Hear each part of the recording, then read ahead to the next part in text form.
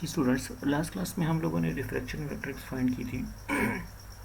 उसमें जैसे हमने एक बाउंड्री ली थी और उस बाउंड्री के ऊपर देखा था कि जब रे रिफ्लेक्ट करती है तो हम किस तरह रिफ्लेक्शन के बाद उसके कोऑर्डिनेट्स किस तरह फाइंड कर सकते हैं।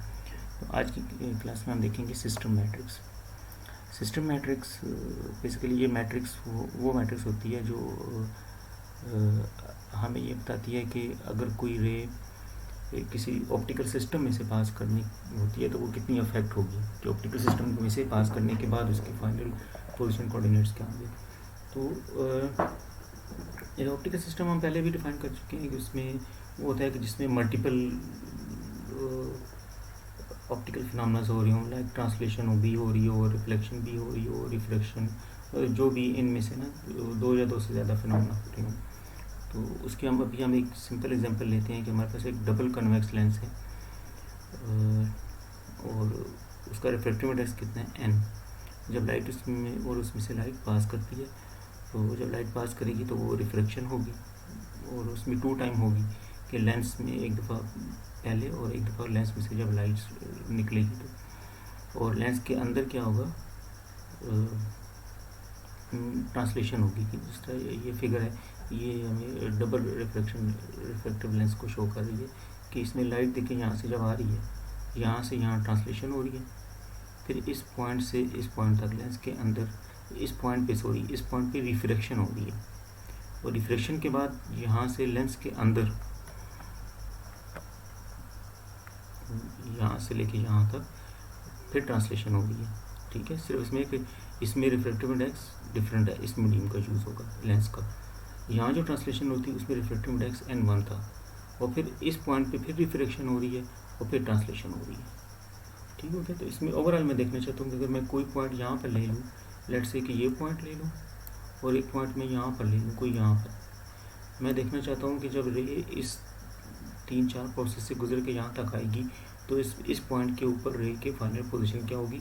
मीन कि मेरे पास λ2/2 आ जाए तो मैं ये पॉइंट बना लूँगा और फिर मुझे पता चलेगा कि रे इधर से यहाँ आएगी। ठीक है, इसको मैं ड्रा कर सकता हूँ रे का पाथ। तो हम स्टार्ट करते हैं। तो पहले जो हम देखते हैं कि ट्रांसलेशन हो रही है, नंबर 1 क्या हो रही है, रिफ्रैक्शन एट फर्स्ट सरफेस। तो हम यहाँ से स्टार्ट करते हैं, इस जगह से, इस पॉइंट को हम स्टार्टिंग पॉइंट ले लेते हैं λ1/1। हम ये भी ले सकते हैं, उसमें एक एडिशनल मैट्रिक्स आ जाएगी, तो अभी हम ये ले लेते हैं λ1/1। तो यहाँ पर पहले क्या होगी, रिफ्रैक्शन, और रिफ्रैक्शन के लिए हम डेफिनेटली जब इस पॉइंट को देखेंगे तो डिफ्रैक्शन मैट्रिक्स यूज़ करेंगे, जो कि हमने लास्ट क्लास में देखी थी। तो इसके फ़ौरन बाद जो कोऑर्डिनेट्स होंगे उनको हम कहते हैं λ1'y1' इस जगह पर, और ये रिफ्रैक्शन से फ़ौरन पहले क्या है, λ1/1। सो λ1/1 ये इनिशियल है, इसको हमने रिफ्रैक्शन मैट्रिक्स इससे मल्टीप्लाई कर दिया, रिफ्रैक्शन मैट्रिक्स से, तो हमारे पास आ जाएगा λ1'y1', ये आ गया हमारे पास। ठीक हो गया। अब उसके बाद ये जब आगे चलेगी यहाँ से यहाँ, तो ये कौन सी फिर बस कोऑर्डिनेट्स इसके यहाँ पर क्या हो जाएंगे, जब हम इससे आगे जाएंगे हम इस पॉइंट से लेके इस पॉइंट यहाँ तक आएंगे तो ये इनिशियल कोऑर्डिनेट हो जाएंगे λ1/1', ये λ1/1', ये इनिशियल कोऑर्डिनेट्स आ जाएंगे। ठीक है, जैसे पहले ये इनिशियल थे ना, ये इनिशियल थे तो ये फाइनल आ गए, अब ये इनिशियल हो जाएंगे अगले पाथ के लिए। तो उसमें देखते हैं, उसमें फिर जब ये अंदर मूव करेगी, लेंस के अंदर मूव करेगी यहाँ से लेके यहाँ तक, तो इस पॉइंट का यहाँ से वर्टिकल, अगर हम यहाँ से परपेंडिकुलर ड्रा करें ये पॉइंट आएगा, और यहाँ से परपेंडिकुलर ड्रा करें ये पॉइंट आएगा। इसका मतलब है कि जब लेंस के अंदर रे ट्रांसलेट करेगी तो हॉरिजॉन्टल डिस्टेंस कितना ट्रैवल करेगी, या डिस्टेंस अलोंग ऑप्टिकल पाथ वो कितना ट्रैवल करेगी, d। ठीक है, क्योंकि हमें ट्रांसलेशन में हमें ये पाथ चाहिए होता है, d, path along optical axis. ठीक है, तो अब ट्रांसलेशन मैट्रिक्स फिर क्या हो जाएगी यहाँ पर, कि यहाँ पर स्टार्टिंग पॉइंट, क्योंकि रिफ्रैक्शन के बाद स्टार्टिंग पॉइंट वो क्या था, λ1/5 जो ये वाला आया था, इसको हम ट्रांसलेशन मैट्रिक्स से मल्टीप्लाई कर दें, ये ट्रांसलेशन मैट्रिक्स है, इज इक्वल टू λ2'y2'। तो हमारे पास नए कोऑर्डिनेट आ गए λ2'y2', वो इधर आगे इसमें। तो अब इसके बाद आगे इस जगह पर, बिल्कुल इस जगह पर, यहाँ पर जो λ2'r2'। अब यहाँ से फिर रे आगे वो रिफ्लेक्ट होगी। तो जो lambda two prime y two prime, इसको मैं यहाँ बना देता हूँ कि वो ये इस जगह पर, बिल्कुल इस जगह पर ना, जस्ट बिफोर रिफ्रैक्शन वो हमारे पास आ जाएंगे lambda two prime r two prime, ये वाले कोड इस जगह पर जस्ट बिफोर रिफ्रैक्शन, ये जो कोऑर्डिनेट है ये, ठीक है।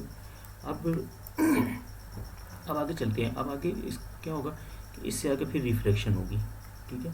उसके लिए फिर हमें रिफ्रैक्शन मैट्रिक्स यूज़ करनी पड़ेगी। उसके लिए इनिशियल कोऑर्डिनेट्स क्या हो जाएंगे, ये lambda two prime y two prime, और रिफ्रैक्शन के बाद कि lambda two prime y two prime यहाँ पर था, ये रिफ्रैक्शन के बाद रे इधर आ जाएगी फ़ौरन, इधर इस जगह पर, तो वो क्या बनेंगे लेमडा टू वाई टू इस जगह पर रिफ्रैक्शन के फ़ौरन बाद। ये जो कोऑर्डिनेट है ये बेसिकली बिल्कुल आफ्टर रिफ्रैक्शन यहाँ पर, ठीक है। तो ये फिर लेमडा टू वाई टू हम कह रहे हैं फाइनल जो हम रिफ्रैक्शन के बाद देखना चाह रहे हैं, उसको हमने क्या नाम दे दिया, lambda two y two is equal to refraction matrix into, जो रिफ्रैक्शन से फ़ौरन पहले यहाँ पर थे वो ये थे lambda two prime y two prime, जो कि हमने ये निकाले थे, ये वाले ये चीज़। तो ये बन जाएगा फिर रिफ्रैक्शन मैट्रिक्स से मल्टीप्लाई करके, ये हमारे पास इक्वेशन नंबर 3 आ गई। अब हमने देख लिया कि बेसिकली हमने स्टार्ट यहाँ से किया था कि रे यहाँ पहले रिफ्लेक्ट हो रही है, फिर उसके बाद ट्रांसलेट हो रही है, फिर रिफ्लेक्ट हो रही है। तो जस्ट हमने ए मतलब इसको मैं नाम दे दूँ अगर कि ए पॉइंट से बी पॉइंट जो है वो इस लेंस से बाहर है, N1 मीडियम में है, ठीक है, ठीक है, जस्ट ए टू बी है। तो इसमें अगर मैं ये भी ऐड करना चाहूँ कि जो यहाँ से यहाँ ट्रांसलेशन होगी, वो यहाँ से यहाँ, वो भी फर्दर ऐड कर सकते हैं, लेकिन अभी सिर्फ हम ए टू बी देख रहे हैं।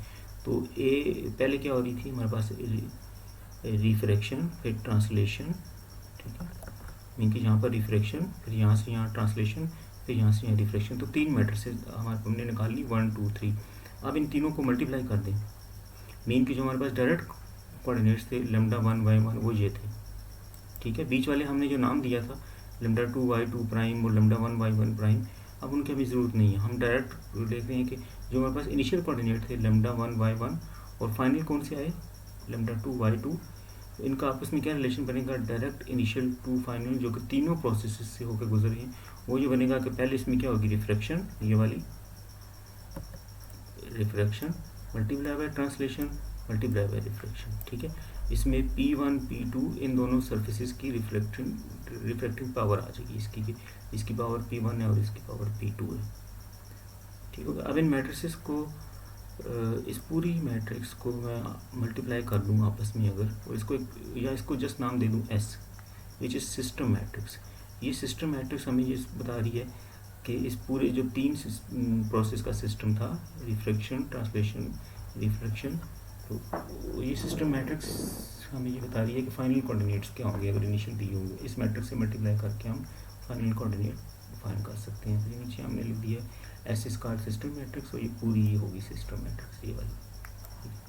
अच्छा, अब इनको अगर मैं मल्टीप्लाई करूँ आपस में, इनके पहले इन दोनों को मल्टीप्लाई करूँ, इनको मैट्रिक्स को जिससे मल्टीप्लाई करते हैं कि first row first column, first row second column, फिर second row first column, second row second column, फिर जो आंसर आया उसको इससे मल्टीप्लाई करूँ, तो मेरे पास जो फाइनल बन जाएगा वो ये बन जाएगा मैट्रिक्स, ठीक है।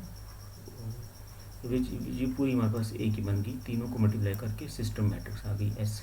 अब इनको मैं नाम दे दूँ, इसको मैं ए कह दूँ, सॉरी बी कह दूँ, ठीक है। ये पूरा हमने कह दिया ए, दिस इज़ डी और दिस इज़ सी, ठीक है। इसमें अब जो ए बी सी डी ये 4 हमारे पास आ गए, इनको नाम देते हैं गॉस कॉन्स्टेंट्स, ठीक है। मतलब ये इस सिस्टम के लिए गॉस कॉन्स्टेंट्स की वैल्यू आ गई। सिर्फ हमने इसमें क्या करना होगा, हमें दोनों उस रिफ्लेक्टिव सर्विसेज की रिफ्लेक्टिंग पावर्स और डी के लेंस के अंदर हॉरिजॉन्टल डिस्टेंस कितना लेट ट्रैवल करती है और रिफ्लेक्टिव इंडेक्स ऑफ लेंस, ये हमें चाहिए, उससे हम ये निकाल सकते हैं सिस्टम मैट्रिक्स और फिर final coordinates. So it's over.